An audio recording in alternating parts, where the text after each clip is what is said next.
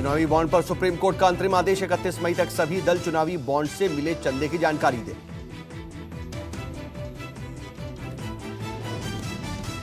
Electoral bond पर रोक नहीं, ना ही पहचान सार्वजनिक करने का आदेश। सुप्रीम कोर्ट ने पार्टियों को सीलबंद लिफाफे में जानकारी देने को कहा।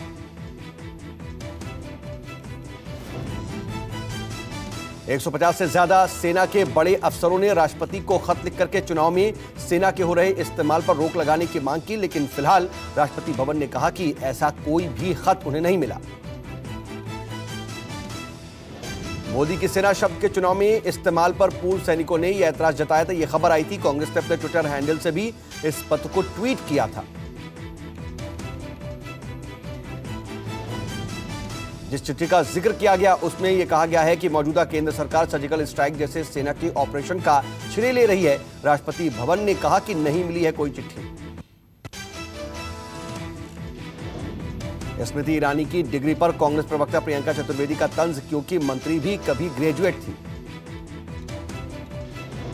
प्रियंका चतुर्वेदी बोली, मोदी की ये मंत्री गलत एफिडेविट देती रही। कानूनी प्रावधान है जिसमें उनको सजा मिल सकती है।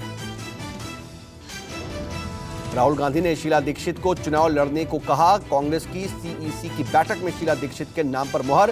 दिल्ली की पूर्वी सीट से चुनाव लड़ सकती हैं शीला दीक्षित। उम्र के चलते शीला दीक्षित ने चुनाव लड़ने से मना किया। दिल्ली प्रदेश अध्यक्ष शीला दीक्षित ने कांग्रेस पदाधिकारियों की बड़ी बैठक बुलाई। बैठक में लोकसभा चुनाव की रणनीति पर चर्चा की गई। पीएम को चोर कहने पर घिरे राहुल गांधी। बीजेपी ने सुप्रीम कोर्ट में राहुल गांधी के खिलाफ अर्जी दी। नमो टीवी पर चुनाव आयोग की सख्ती, बिना इजाजत नमो टीवी पर डाले गए कंटेंट हटाने के निर्देश दिए।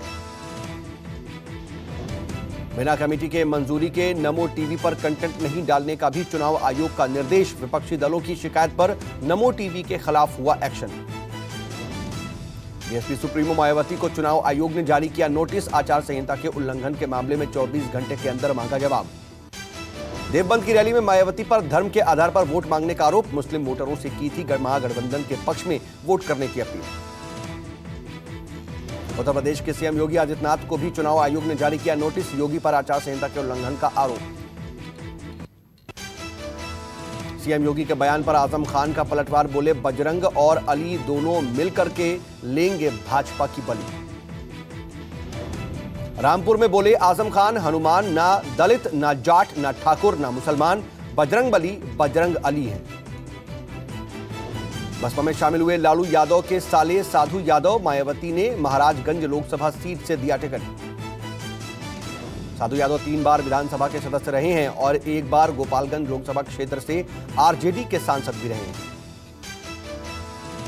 बिहार के कटिहार में तेजस्वी यादव बोले, इस बार चूके तो राजतंत्र की तानाशाही वाली बनेगी सरकार। भागलपुर की चुनावी रैली में पीएम का विपक्ष पर वार। बिहार की जनता को डराने में जुटा है विपक्ष, लेकिन बीजेपी के पास विकास कार्ड है। अमेठी के रण में उतरी स्मृति ईरानी के पास 4.71 करोड़ रुपए की संपत्ति, 89 लाख रुपए बैंक खाते में है। हलफनामे में दी जानकारी। चुनावी हलफनामे में स्मृति ईरानी ने संपत्ति की घोषणा की। हलफनामे के अनुसार स्मृति के पास 1.75 करोड़ की चल संपत्ति और 2.96 करोड़ रुपए की अचल संपत्ति है।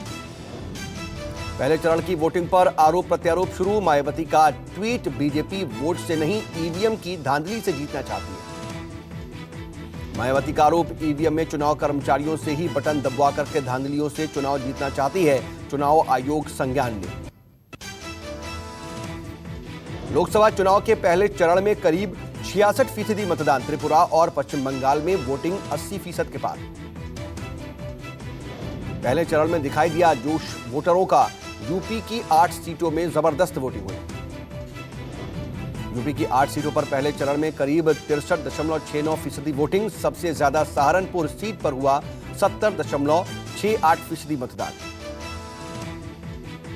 बिहार में 4 सीटों पर हुआ मतदान, करीब 53% हुई वोटिंग। छत्तीसगढ़ के नक्सल प्रभावित बस्तर में भी पहले चरण में वोटिंग हुई, करीब 56% मतदान। उत्तर प्रदेश में SC/ST वोटरों को रोकने पर अखिलेश का ट्वीट, लिखा, दलित भाइयों बहनों को वोट डालने से रोकना जुर्म और पाप, बीजेपी नेताओं पर लगाया नफरत फैलाने का आरोप। बसपा का यूपी में वोटरों को बूथ में जाने से रोकने का आरोप, मायावती बोली, वोटरों को पोलिंग बूथ पर जाने से रोका गया। बसपा ने यूपी पुलिस पर लगाया आरोप, मामले पर चुनाव आयोग से संज्ञान लेने की मांग। बसपा की शिकायत पर चुनाव आयोग ने सभी जिला निर्वाचन अधिकारियों से रिपोर्ट मांगी। पश्चिम बंगाल में अमित शाह ने कहा, घुसपैठियों को बाहर निकालेंगे मगर हिंदू और बौद्ध शरणार्थियों को ढूंढ करके नागरिकता देंगे। अमित शाह ने NRC का मुद्दा उठाया, कहा, हम ममता बनर्जी की तरह घुसपैठियों को अपना वोट बैंक नहीं समझते, हमारे लिए राष्ट्रीय सुरक्षा सर्वोच्च है। NRC पर घमासान जारी, शाह के बयान के बीजेपी नेता और शिलांग से प्रत्याशी सांबोर शुलाई ने आत्महत्या की धमकी दी। सांबोर शुलाई ने कहा, मैं अपनी जान दे दूंगा मगर नरेंद्र मोदी के सामने खुदकुशी कर लूंगा, लेकिन नागरिक संशोधन बिल लागू नहीं होने दूंगा। अमित शाह वाराणसी के 2 दिन के दौरे पर, पीएम मोदी के नामांकन की तैयारी को अंतिम रूप देंगे। 26 अप्रैल को पीएम का नामांकन है। यूपी के बुलंदशहर में पहले चरण में मतदान में बीजेपी और समाजवादी पार्टी के समर्थकों में भिड़ंत, पथराव में कई लोगों को आई चोटें। पुलिस ने आपसी विवाद करार देते हुए कहा, कार्रवाई करने की बात, फिलहाल मुकदमा नहीं किया गया। राजस्थान के अजमेर में बीजेपी के कार्यकर्ता आपस में भिड़े, खूब लात घूंसे चले और मारपीट भी हुई। बीजेपी प्रत्याशी भागीरथ चौधरी चुनाव प्रचार के लिए पहुंचे थे। माइक पर बोलने को लेकर के बीजेपी नेताओं में तू-तू मैं शुरू हो गई। मामला इतना बढ़ गया कि पास में खड़े भंवर सिंह पलाड़ा के समर्थकों ने बीजेपी नेता नवीन शर्मा की धुनाई शुरू कर दी। बिहार के किशनगंज, कटिहार और पूर्णिया में आज एनडीए के साझा चुनावी सभाएं, जेडीयू के सीएम नीतीश, सुशील कुमार मोदी और रामविलास पासवान लेंगे हिस्सा। सूत्रों के मुताबिक बीजेपी के पूर्व सांसद रमाकांत यादव जल्द कांग्रेस में शामिल हो सकते हैं। आजमगढ़ से निरहुआ को टिकट दिए जाने से नाराज हैं। रमाकांत यादव को भदोही से कांग्रेस टिकट दे सकती है। 2014 लोकसभा चुनावों में रमाकांत मुलायम सिंह से सिर्फ 30,000 वोटों से हारे थे। राजस्थान में कांग्रेस प्रत्याशी का वीडियो वायरल, जनसभा में कांग्रेस प्रत्याशी बोले, मैं गाय हूं, हार हार के थक गया, अब जिता दो।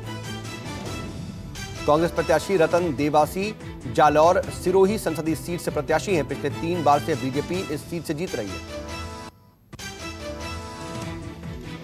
यूपी के वृंदावन में संतों से बीजेपी उम्मीदवार हेमा मालिनी ने की मुलाकात, चुनावी रण के लिए लिया आशीर्वाद।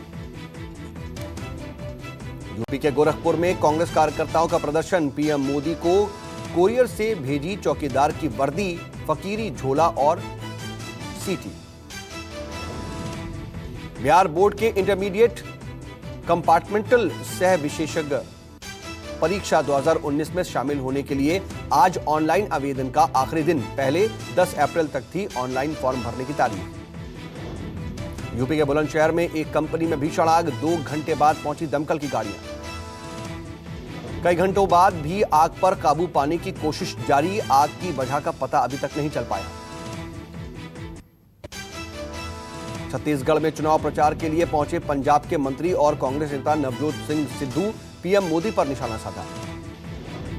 सिद्धू ने चीन, अमेरिका और रूस की तरक्की का किया जिक्र, कहा, आप चौकीदार बना रहे हो और वो भी चोर।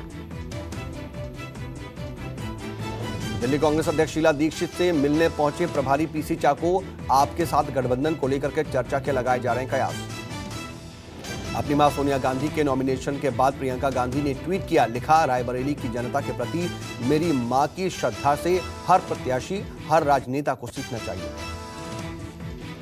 जम्मू के उधमपुर में केंद्रीय मंत्री जितेंद्र सिंह के लिए रैली करने पहुंचे पूर्व क्रिकेटर और हाल ही में बीजेपी में शामिल हुए गौतम गंभीर। गुजरात के राजकोट में चाय के ढाबे पर कलेक्टर राजीव गुप्ता के साथ कॉलेज छात्रों से मिले क्रिकेटर चेतेश्वर पुजारा, मतदान को लेकर के किया जागरूक। आम आदमी पार्टी के पंजाब कैंपेन कमेटी के चेयरमैन और विधायक अमन चोपड़ा पर आचार संहिता के उल्लंघन का आरोप, सरकारी बंगले में पार्टी की बुलाई थी आधिकारिक प्रेस कॉन्फ्रेंस। बिहार में महागठबंधन की जीत के लिए मोर्चे पर आरजेडी नेता तेजस्वी यादव आज कटिहार, खगड़िया और बांका में चुनावी सभाओं को करेंगे संबोधित। राजस्थान में सीएम अशोक गहलोत और डिप्टी सीएम सचिन पायलट ने कांग्रेस के प्रचार अभियान में झोंकी ताकत, जयपुर सीट पर जीत दर्ज करने के लिए खास नजर।